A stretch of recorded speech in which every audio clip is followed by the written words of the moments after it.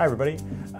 We just completed the first Naoya Hida trunk show of 2024 in New York. We're here in the basement of the Armoury Tribeca. Hida-san, thank you so much for joining us and doing this trunk show with us. Thank you for having us. It was such a pleasure, it was such a privilege, and actually thank you everybody who came because we saw a lot of people. Yeah, many people than I expected. Yeah. For the benefit of the viewer, because many of them obviously could not come and see us at the trunk show, can you tell us a little bit about your brand? Yeah, Naoya Hida & Co. was launched our first pieces in 2019. We created a very few timepieces for watch collector, crazy watch enthusiasts for worldwide. 2019 we made only 7 pieces. 2020, 25.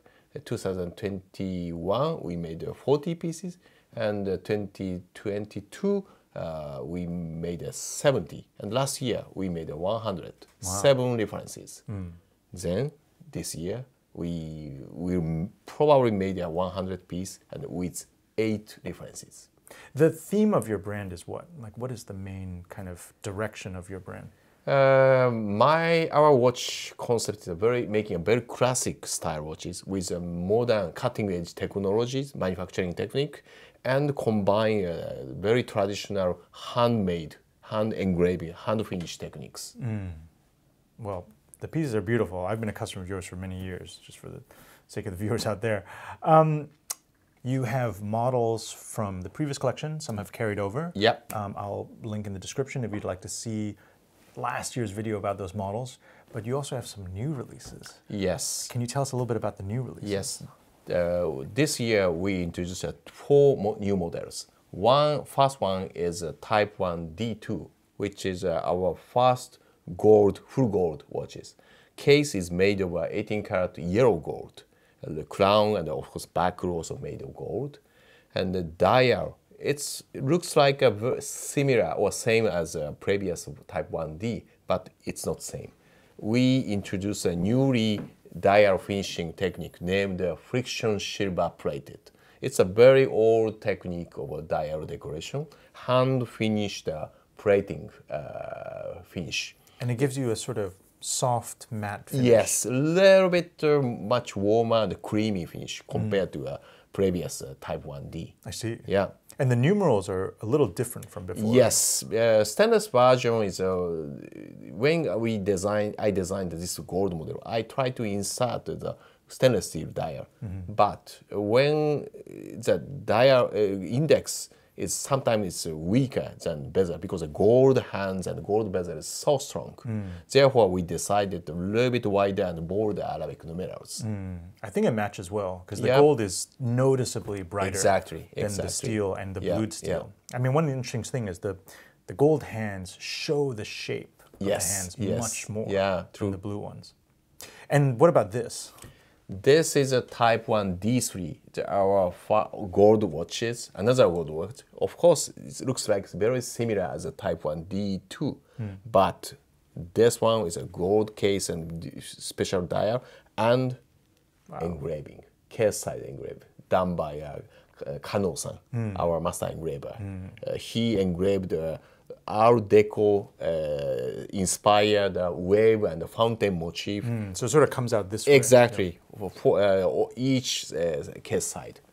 Yeah, in between the lugs as well. Yes, even 12 o'clock side, it's also engraved. It's probably the most difficult part of the making. And there's like a little special touch on the buckle too, right? Yes, buckle, both gold watches, buckle is engraved by very small NH logo.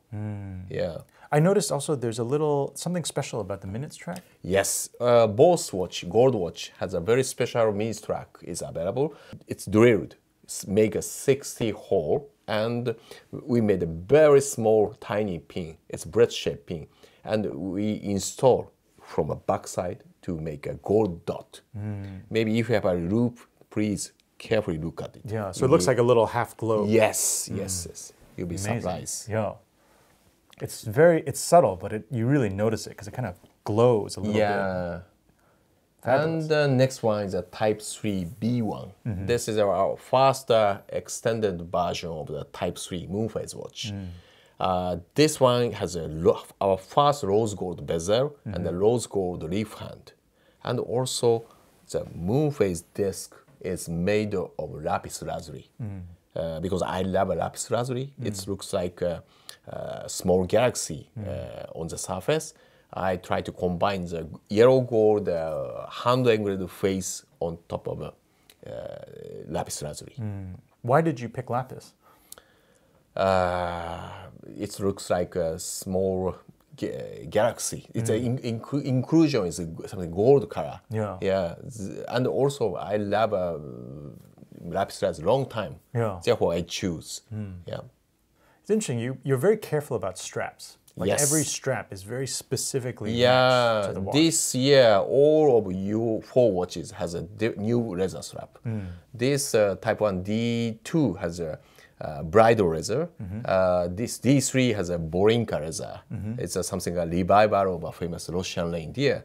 And this one is a dark green Alcantara leather strap. I think it's very good matching for the lapis lazuli and rose gold bezel. I think so. Yeah. It's a beautiful combination. Thank you. And then Type 5. Yes. Before launching this model last Wednesday, Thursday morning, I'm a little bit worried because it's a theory of salespeople. Rectangular shape watch is difficult to sell. Round watch is easy. Therefore, not so many brands produce a rectangular.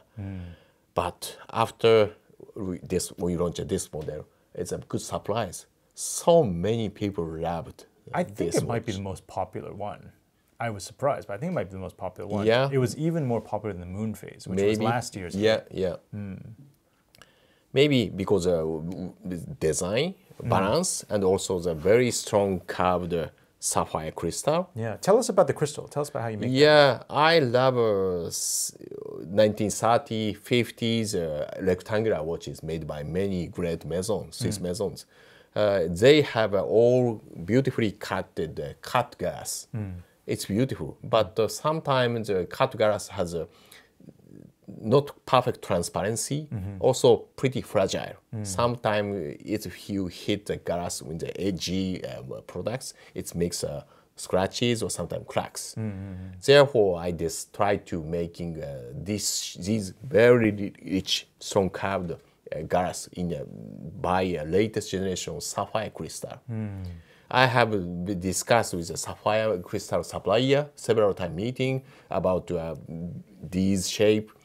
Finally, they told us that they couldn't make these complex shape in one piece.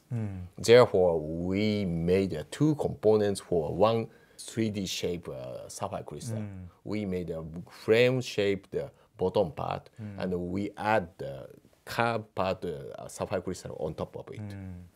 I mean, it's not just the fact that in profile you really notice the curve of the crystal, but also when light hits the dial, it hits the dial very differently. You get sort of a gradient effect because you have that curve along the top. Exactly.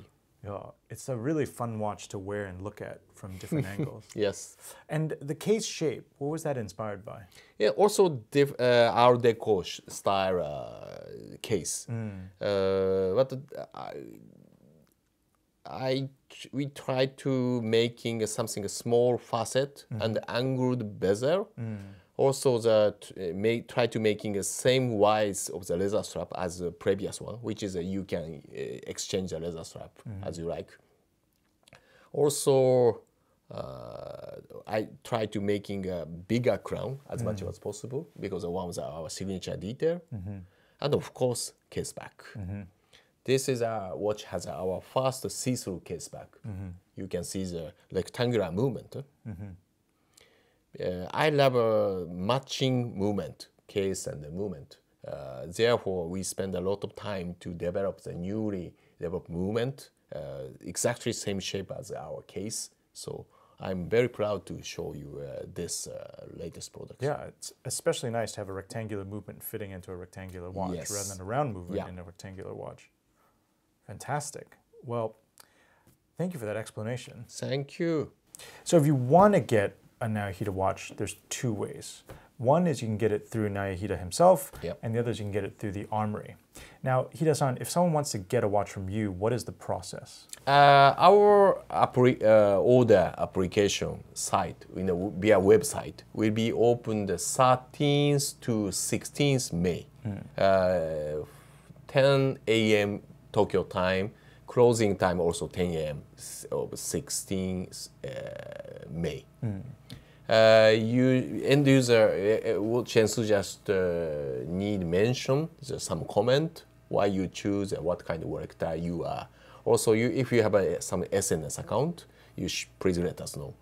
Corrected into a big Excel format, and we, myself and Kano-san and Hida-san, we examine all the application, and we choose the end user and we offer. You choose and you would like to offer this particular model. And the rest of people, I'm sorry, this year you haven't chosen. But if you have still interested to buy, please apply next year, like this. And the point of the application process is to try and understand the collector a little better. Like, you're actually very open to new collectors also. It doesn't have to be someone who has hundreds of pieces. Really, someone who's new to this is also very welcome. Exactly. Well, of course, we try, it should be care about the loyal clients. But at the same time, I believe that the new customer is extremely important. So, of course, we are able to make a very small number, but please try. And if you want to get a watch from the Armoury, we do our allocations by random lottery. So starting May 16th to May 18th, we will run a lottery. You can enter it through a form online. Just go to our website and it'll be linked. And you put in your details, you select the models you're interested in. After the lottery is over, we will do the selection process and we'll contact you sometime end of May. Hida-san, you are going to be in Hong Kong soon, aren't you? Yes. We'll be participate with Kano-san, our engraver, with all new product to Hong Kong trunk show. So the Hong Kong trunk show will also be May 16 to 18. If you're in the region, if you're in Hong Kong, please come by and check it out.